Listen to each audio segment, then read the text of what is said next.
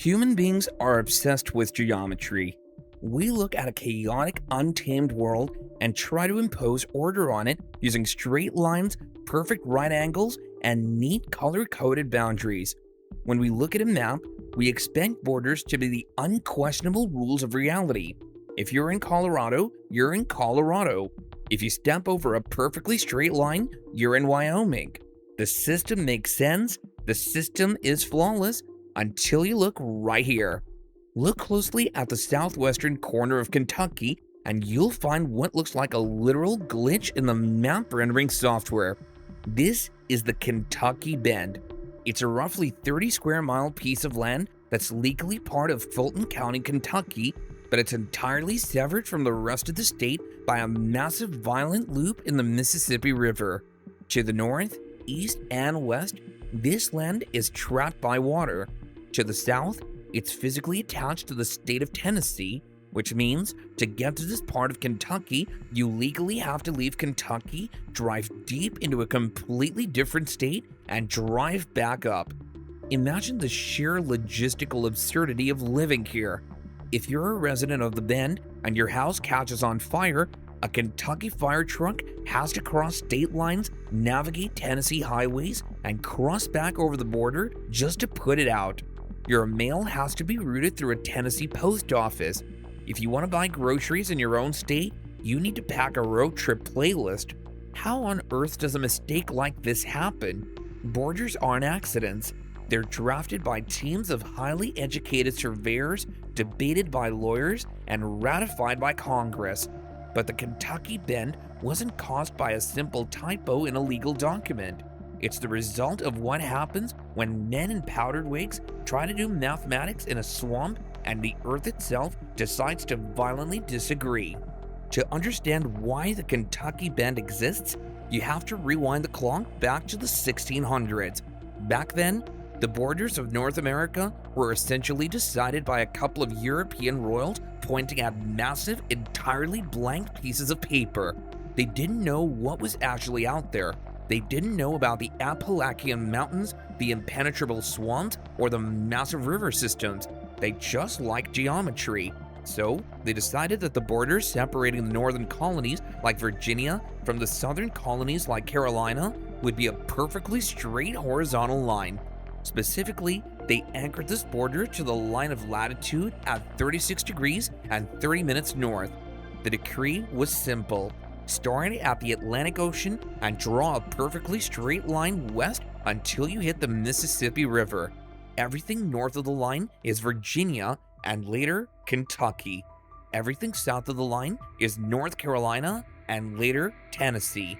It sounds incredibly easy on paper, but paper is perfectly flat, the earth is not, and the 18th century American wilderness actively wanted to kill you.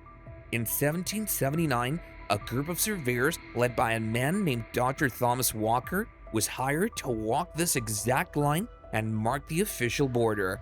They didn't have GPS, they didn't have satellites. They had heavy brass compasses, celestial charts, and a literal 66-foot long iron chain that they dragged through the mud to measure distance. They had to hike through hundreds of miles of dense, uncharted forests. Unsurprisingly, things went horribly wrong almost immediately. Iron ore deposits in the mountains heavily interfered with their magnetic compasses. The grueling terrain made it impossible to walk through. As a result, the perfectly straight line ordered by the king wasn't straight at all. Dr. Walker's line drifted miles across, zigzagging wildly to the north. To their credit, considering the technology they had, missing the exact mathematical coordinate by a few miles is actually pretty impressive. To their detriment, missing a border by a few miles means that thousands of people are now paying taxes to the completely wrong government. But despite the magnetic interference, the terrible weather, and the sheer exhaustion, the surveyors finally made it to their finish line. They dragged their iron chains all the way to the banks of the mighty Mississippi River. There was just one massive geographical problem. When the politicians in London and Washington drew that straight line on a map, they assumed the Mississippi River was just a standard vertical wall of water. But the Mississippi River isn't a straight line. It's a chaotic, twisting, violent beast of a river, and the surveyors had just drawn their line straight through the middle of its most ridiculous loop. Humans build borders out of ink and paper. Nature builds them out of physics. And when ink goes up against the Mississippi River, the river wins every single time. To understand why the map broke, you have to understand how rivers actually work. Rivers aren't static concrete pipes. They're living, moving entities. When water flows down a straight incline, it naturally begins to curve. The water on the outside of the curve moves faster, carving away the dirt and eroding the bank. The water on the inside of the curve moves slower, dropping sand and sediment. Give this process a few hundred years, and a slight curve in a river turns into a massive, sprawling, balloon-shaped loop called a meander. And the Mississippi River is famous for having some of the most extreme, chaotic meanders on the entire planet. It's a constantly writhing snake of water, carving new paths and leaving old ones behind. Now, add a catastrophic natural disaster to that physics equation. In the winter of 1811 and 1812, the exact area where our surveyors were drawing their lines was hit by the New Madrid earthquakes. These were some of the most powerful earthquakes in recorded North American history. The quakes were so violent that they rang church bells in the East Coast. In the Mississippi Valley, the ground literally liquefied. The seismic waves were so intense that they forced the Mississippi River to temporarily flow backwards. This completely reshaped the geography of the region, exaggerating the river's massive loops to a comical, almost unbelievable degree. So let's put the puzzle pieces together. You have a team of exhausted 18th century surveyors dragging a heavy iron chain through the mud, desperately trying to draw a perfectly straight horizontal line across the continent, and they crash headfirst into a river that looks like a tangled bowl of spaghetti.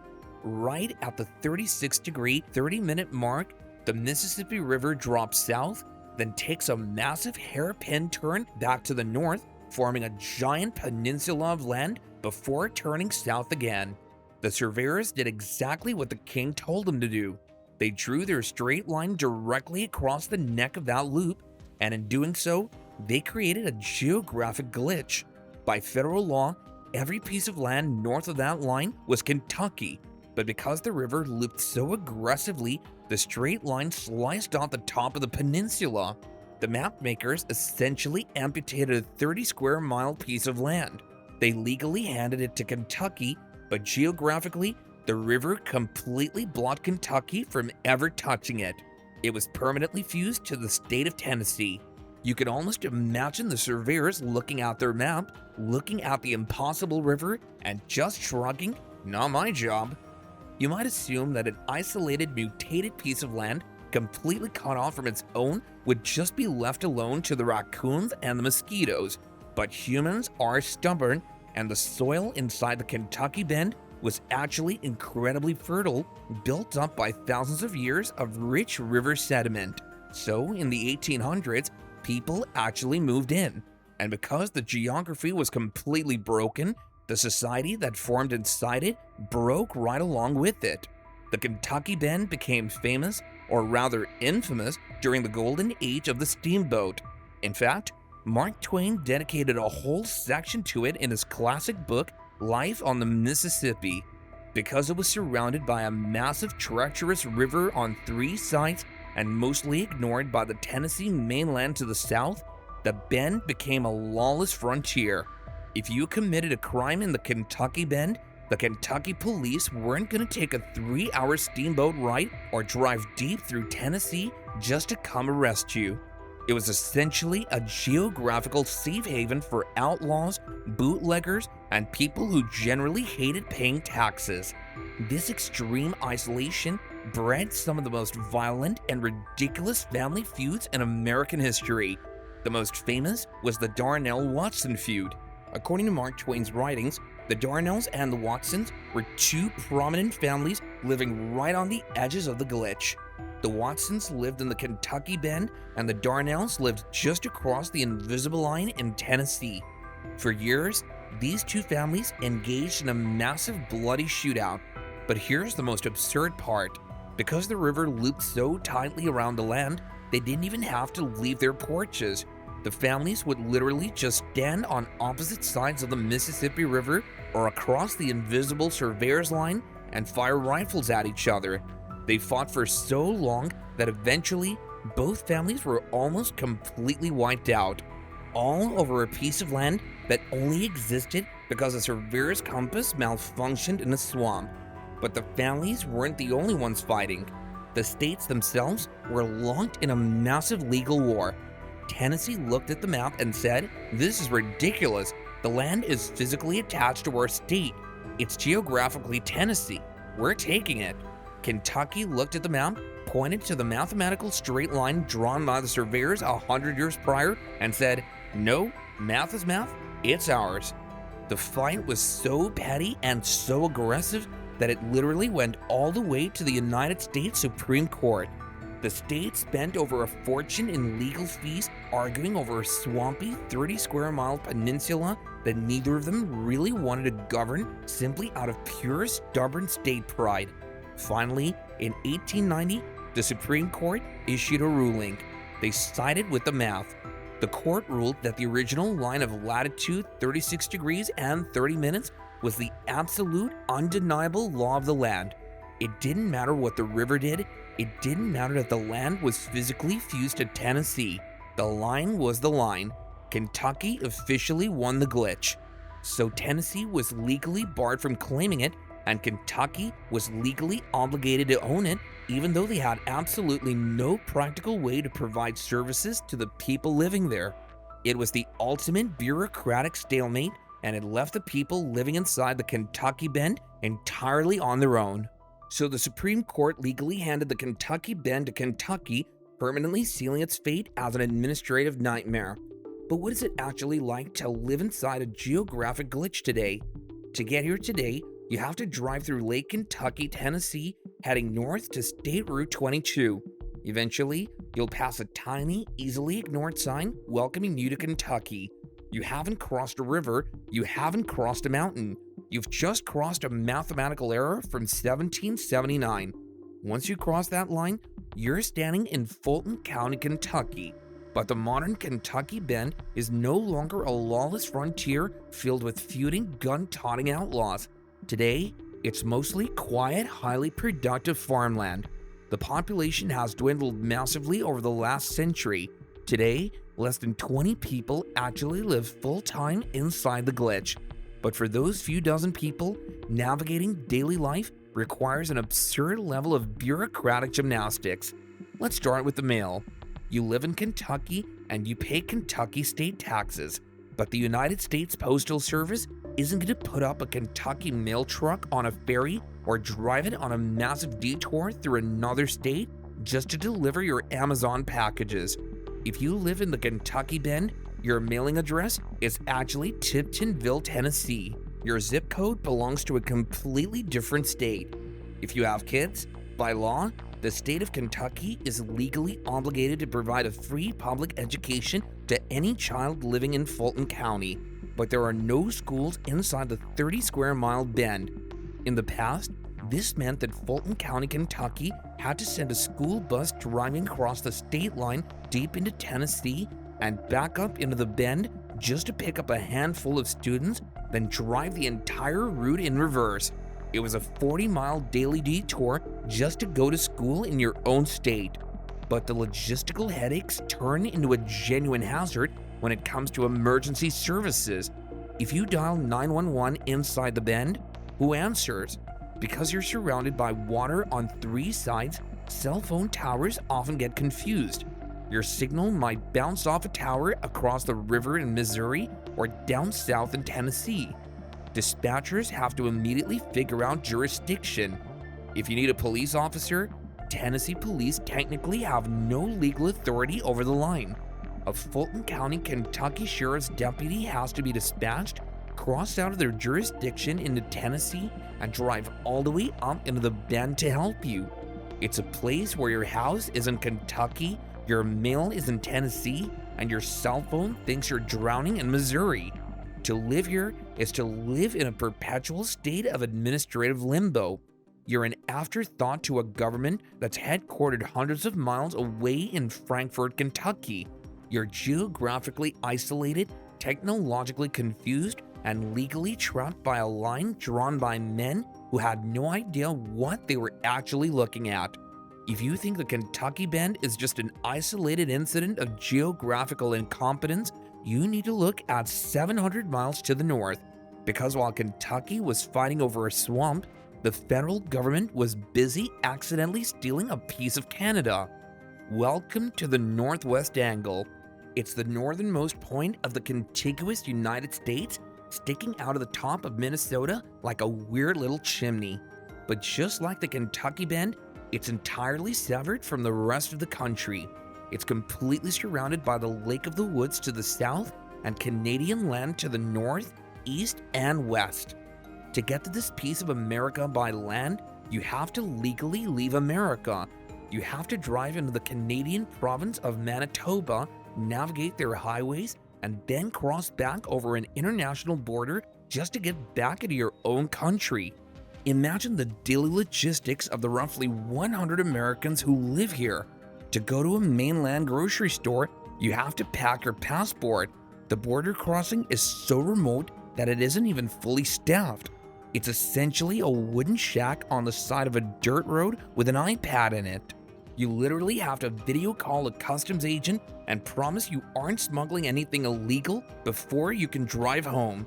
So how did this happen? You can blame Benjamin Franklin, the Treaty of Paris, and a mapmaker who was absolutely terrible at drawing lakes.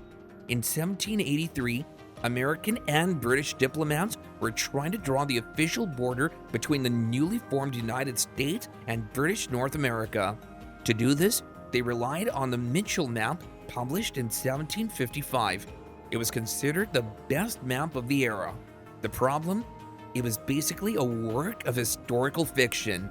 The diplomats agreed that the border would go through the Lake of Woods and then continue due west until it intersected with the Mississippi River. There was just one massive, embarrassing problem. The Mississippi River didn't start there. The actual source of the river was located roughly 150 miles to the south. Declaring that a line should go due west to hit a river that's physically located to the south is geometrically impossible. It's like drawing a line due west from New York to hit Florida. Years later, when surveyors actually mapped the continent and realized the original treaty was physically impossible, diplomats had to scramble to fix it. In 1888, they agreed to drop a straight line from the northernmost point of the lake straight down to the 49th parallel. But in doing so, they accidentally sliced off a piece of a Canadian peninsula and handed it to Minnesota. They created an international glitch that forced generations of Americans to commute through a foreign country just to buy milk. The Kentucky Bend and the Northwest Angle are more than just pieces of trivia or weird Google Map anomalies. They're monuments to human stubbornness. And they aren't the only ones. All over the country and all over the world, there are geographic glitches where the strict, rigid lines of human politics crash headfirst into the chaotic, messy reality of nature. We spend centuries fighting wars, signing treaties, and dragging heavy iron chains through malaria-filled swamps just to draw an imaginary line in the dirt.